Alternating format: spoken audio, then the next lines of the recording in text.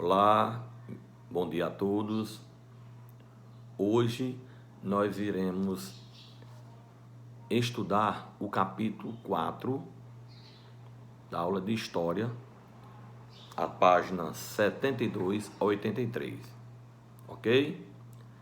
Vamos falar sobre as grandes navegações, né? Todo o processo da expansão marítima europeia, né? E já adiantando, os grandes navegadores, né, da época, vocês sabem muito bem, né, que foram os portugueses que nos colonizaram e os espanhóis. Eles eram os grandes navegantes da época. Eles tinham a técnica e a inteligência, ok? Então, o objetivo dessa aula de hoje é vamos refletir sobre as inovações tecnológicas no passado e no presente, identificar as principais rotas seguidas pelos europeus durante a expansão marítima. Então, vamos lá. Esse processo de expansão marítima europeia é liderado pelos portugueses e seguidos por navegadores espanhóis e de outras procedências, pôs em contato povos e hábitos culturais de diferentes lugares do mundo e pela primeira vez possibilitou o intercâmbio de produtos e mercadorias entre os povos do mundo inteiro. Neste capítulo nós vamos estudar a expansão ultramarítima europeia. Ok? Um mundo desconhecido. Os conhecimentos geográficos dos europeus no início do século XIV eram bastante restritos.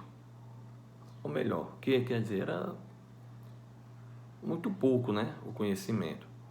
Viajar para os lugares mais distantes ou até mesmo para fora do continente europeu era algo raro. Era muito raro acontecer isso. Outro fator importante era o medo. Desde a antiguidade, muitos europeus acreditavam que haviam seres fantásticos, criaturas metade gente, metade bicho, pois acreditavam que esses monstros roubavam a alma das pessoas. Então eles tinham esse pensamento, né, de que nessas idas e vindas, embarcações no continente europeu, né, existia seres fantásticos, metade gente e metade bicho. Eles tinham medo, né? Novas rotas marítimas. Em 1453, os turcos otomanos conquistaram a cidade de Constantinopla, capital do Império Bizantino. Dominaram o Mediterrâneo Oriental e passaram a cobrar altas taxas das caravelas de comerciantes que passavam em direção à Europa, carregados de produtos do Oriente. O navegador genovês Cristóvão Colombo acreditava que seria possível chegar ao Oriente navegando em direção ao Ocidente, atravessando o Oceano Atlântico sempre em direção ao Oeste. Colombo, então, convenceu os reis da Espanha a financiar uma expedição para as Índias. Em agosto de 1492, à frente de 3 embarcações, eles e seus comandados iniciaram a viagem e chegaram em terras que chamaram de San Salvador, hoje pertence a Bahamas, na América Central. No entanto, acreditavam ter chegado às Índias, só que não é verdade. Na verdade, quem chegou às Índias foi Vasco da Gama, se não vejamos. Enquanto isso, os portugueses continuavam sua viagem pela costa atlântica da África à procura de uma passagem para as Índias.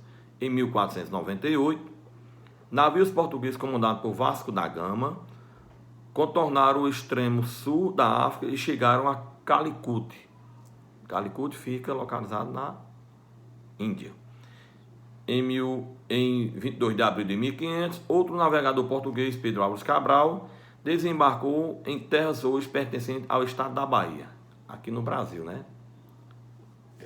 Já foi em 1500. 2 anos depois, né, que Vasco da Gama descobriu o caminho das Índias, a outra embarcação portuguesa liderada por Dom Pedro, ou melhor, por Pedro Álvares Cabral, desembarcou na Bahia, nas terras brasileiras. Ok?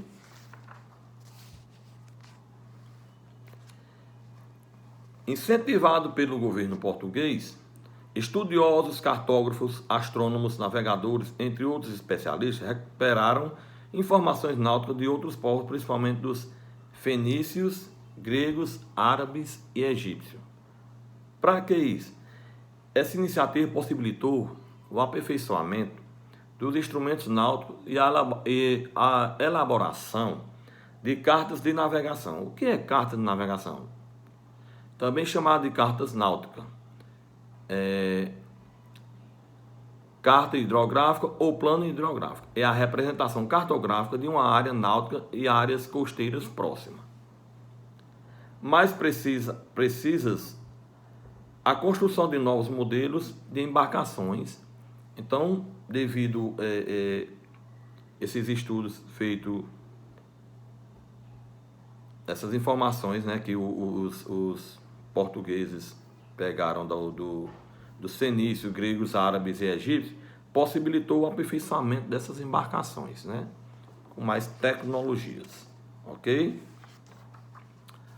Continuando, quando você for ver aí na página 79, temos um vestígio histórico que é o astrolábio. O que é um astrolábio? Né? Quem descobriu o astrolábio? Ou quem criou, né? Quem inventou? Pesquisas indicam que os primeiros estudos sobre o astrolábio foram desenvolvidos por gregos e romanos, no século II a.C. Muito tempo, né? Com base nessas informações, cientistas islâmicos construíram no século X os primeiros astrolábios conhecidos. Além de instrumento de navegação, também era usado pelos marinheiros muçulmanos para calcular os horários de oração e para localizar a direção de Meca. Hoje nós são utilizados nos navios, né?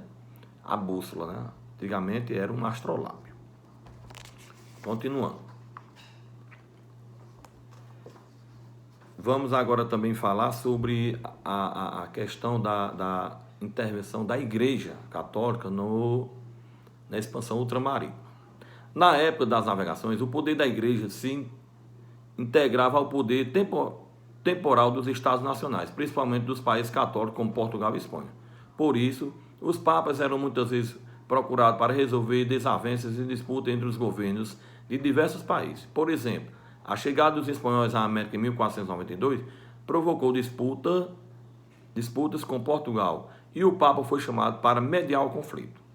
Após diversas negociações, em 7 de junho de 1494, representantes de Portugal e Espanha assinaram um documento conhecido como Tratado de Tordesilhas.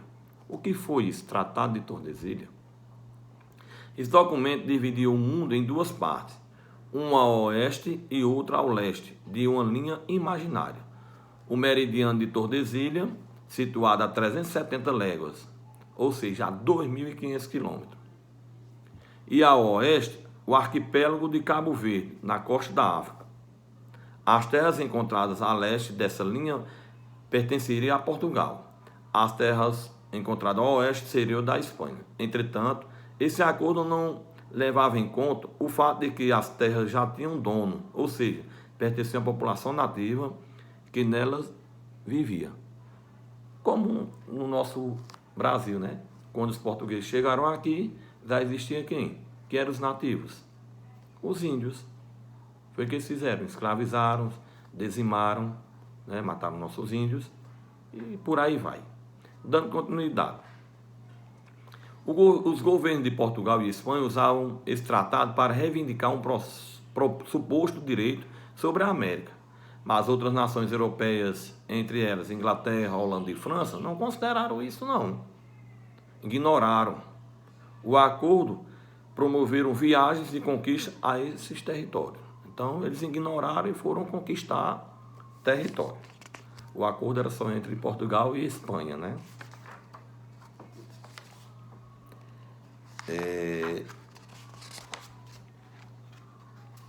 Dando continuidade, né, nós falamos sobre a questão das grandes navegações, né? Só recapitulando que os grandes navegantes da época foram os portugueses e os espanhóis, né? Em seguida foram os espanhóis. E também que eles, através incentivados pelo governo português, geógrafos, astrônomos, cartógrafos, eles pegaram informações náuticas de quem? Dos fenícios, gregos, árabes e egípcios. E com isso eles aperfeiçoaram os instrumentos náuticos, né? Houve essa possibilidade e eles tornaram mais precisas as suas construções de novos modelos de embarcações. Então é isso. Nossa aula de hoje termina por aqui e em seguida vocês vão ter uma atividade relacionada às páginas 72 a 83. Tá ok? A todos um bom dia e bons estudos.